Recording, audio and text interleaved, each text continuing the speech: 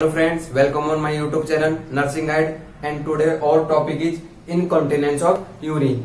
Last video में हमने बात की है रिटेंशन ऑफ यूरिन। अब हम पढ़ते हैं कि इनकॉन्टिनेंस ऑफ यूरिन क्या होता है। So definition of incontinence of urine. Incontinence of urine is the condition in which involuntary passage of urine occurs, कि एक ऐसी प्रोसेस जिसमें जो यूरिन होता है इसका जो पासेज होता है वो इनवॉलेंटरी होता है। इनवॉलेंटरी मीन्स हमारे कंट्रोल में नहीं होता है। लास्ट वीडियो में मैंने आपको मैच्योरेशन की फिजियोलॉजी बताई थी नॉर्मल। तो ये हमारा ब्लैडर है, ये यूरेथ्रा है, ये ब्लैडर है। यूरेथ्रा के अंदर दो स्पिंटर्स होते हैं, एक स्पिंटर यहाँ पे और एक ये होता है इंटरनल, एक होता है एक्सटर्नल।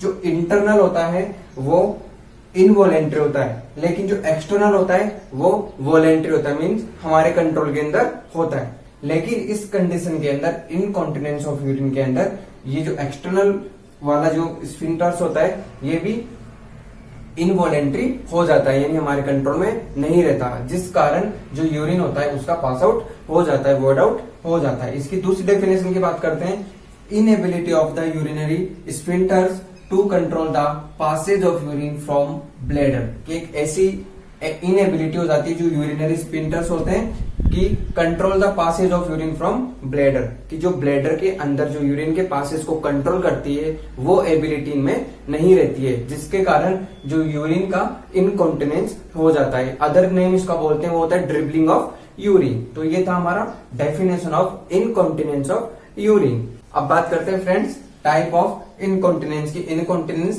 कितने टाइप का होता है? मेनली 5 कैटेगरीज के अंदर इसको डिवाइड किया गया है। Total incontinence, stress incontinence, urge incontinence, functional incontinence and reflex incontinence. सबसे पहले हम पढ़ते हैं टोटल इनकॉन्टिनेंस ऑफ यूरिन।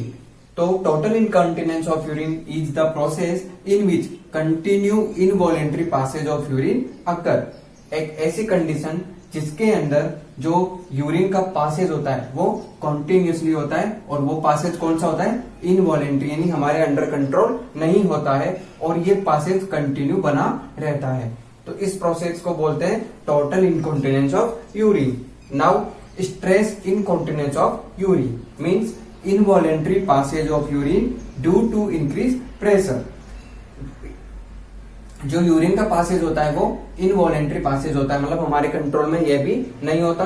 तो involuntary passage of urine due to increase pressure, जो प्रेशर इंक्रीज होने के कारण हमारे जो इनवॉलेंटरी पासेज होता है यूरिन का, और वो कौन सा प्रेशर? Intra abdominal pressure. कि जो इंट्रा अब्डोमिनल प्रेशर बढ़ता है जिसके कारण यदि इनवॉलेंटरी पासेज ऑफ यूरिन हो जाता है तो इसको बोलते हैं स्ट्रेस इनकॉन्टिनेंस। इसका एग्जांपल है स्नीजिंग, कफिंग, वोपिंग। इन सभी के कारण जो इंट्रा अब्डोमिनल प्रेशर है वो इंक्रीज होगा और वो लीड करता है involuntary passage of urine due to increase pressure. Now urge incontinence. Urge incontinence के अंदर involuntary passage of urine after strong feeling to urinate. इसके अंदर जो यूरिन का पासेज होता है वो भी इनवॉलेंटरी पासेज होगा after strong feeling of urinate. एक स्ट्रॉन्ग फीलिंग यूरिनेट करने के कारण, यानी अर्जेंटली उसको यूरिनेट करना पड़ता है। तो ये हो गया involuntary passage of urine after strong feeling of urinate, urge incontinence. अब बात करते हैं फंक्शनल इनकॉन्टिनेंस। फंक्शनल इनकॉन्टिनेंस में क्या होता है? Involuntary passage of urine before reach to toilet means जो उसको अर्जेंटली अर्ज होता है वॉइड करने का, लेकिन टॉयलेट में जाने से पहले ही उसका जो यूरिन है वो पास आउट हो जाता है इनवॉलेंटरी तरीके से। तो इस चीज को बोलेंगे functional incontinence of urine. Now reflex incontinence of urine. इसमें क्या होता है कि involuntary passage of urine due to neurological problem. कुछ भी न्यूरोलॉजिकल प्रॉब्लम के कारण जो हमारी मसल्स होती है उनके ऊपर कंट्रोल नहीं हो पाता, लाइक पैरालिसिस वगैरह की कंडीशन हो गई, तो इन सभी में जो इनवॉलेंटरी पासेज ऑफ यूरिन हो जाता है इसे बोलते हैं रिफ्लेक्स इनकॉन्टिनेंस ऑफ यूरिन। तो ये था हमारा type of incontinence of urine. अब बात करते हैं कॉजेज ऑफ इनकॉन्टिनेंस के। ऐसे कौन कौन से कॉजेज हैं पार्टिकुलर जिनके कारण इनकॉन्टिनेंस ऑफ यूरिन होता है? तो जो फर्स्ट होता है वो होता है स्फिंक्टर डैमेज। जो स्फिंक्टर डैमेज होता है वो पूरी तरह से हमारे कंट्रोल में नहीं रह पाता। तो ये जो ब्लैडर होता है और ये जो यूरेथ्रा होता है इसमें जो इंटरनल जो होता है ये तो पहले से ही इनवॉलेंट्री होता है, लेकिन जो एक्सटर्नल स्फिंक्टर होता है ये वॉलेंट्री होता है। लेकिन कुछ कंडीशन के कारण यदि ये डैमेज हो जाए और हमारे कंट्रोल में नहीं रहे और ये भी इनवॉलेंट्री फंक्शन करने लग जाए, मीन्स हमारे कंट्रोल में नहीं है, तो ये इनकॉन्टिनेंस ऑफ यूरिन को लीड करेगा। वीक पेरिनियल मसल्स, जो पेरिनियल एरिया है उसके सराउंडिंग मसल जो होती है और जो पेरिनियल मसल्स होती है, यदि वो वीक हो जाए तो भी इनकॉन्टिनेंस ऑफ यूरिन होगा, क्योंकि जो ब्लैडर है कंप्लीटली होल्ड नहीं कर पाएगा यूरिन को। यूरिनरी ट्रैक्ट इन्फेक्शन, जो यूरिनरी ट्रैक्ट का इन्फेक्शन है वो भी लीड करता है इनकॉन्टिनेंस ऑफ यूरिन को। ट्यूमर्स, यदि कोई पेरिनियल एरिया में या फिर अदर कोई ट्यूमर हो जाता है लाइक एनलार्ज प्रोस्टेट ग्लैंड, तो भी इनकॉन्टिनेंस ऑफ यूरिन को लीड करता है। न्यूरोलॉजिकल कंडीशन, कुछ न्यूरोलॉजिकल कंडीशन अराइज हो जाती है लाइक पैरालिसिस वगैरह, नर्व डैमेज, जिसके कारण प्रॉपर बॉडी कंट्रोल नहीं हो पाता और जो मसल्स है वो पूरी तरह से कॉन्ट्रैक्ट नहीं कर पाएगी और जो मसल स्पाज्म है वो लो हो जाएगा, वीक पेरिनियल मसल हो जाएगी। तो ये कंडीशन भी लीड करेगी इनकॉन्टिनेंस ऑफ यूरिन को। ओल्ड एज, ओल्ड एज के अंदर जो मसल्स होती है वो वीक हो जाती है और धीरे धीरे उनके अंदर इनकॉन्टिनेंस ऑफ यूरिन की प्रॉब्लम स्टार्ट हो जाती है। तो ओल्ड एज इसका एक कॉमन कॉज होता है इनकॉन्टिनेंस ऑफ यूरिन का। अनकॉन्शियसनेस, जो क्लाइंट अनकॉन्शियस होते हैं उनके अंदर जो सेंसेशन होता है और जो रिफ्लेक्स होता है प्रॉपरली फंक्शन नहीं कर पाते हैं, इस कारण भी ये इनकॉन्टिनेंस ऑफ यूरिन को लीड करता है। अब बात करते हैं effect of sedative, narcotic and alcohol.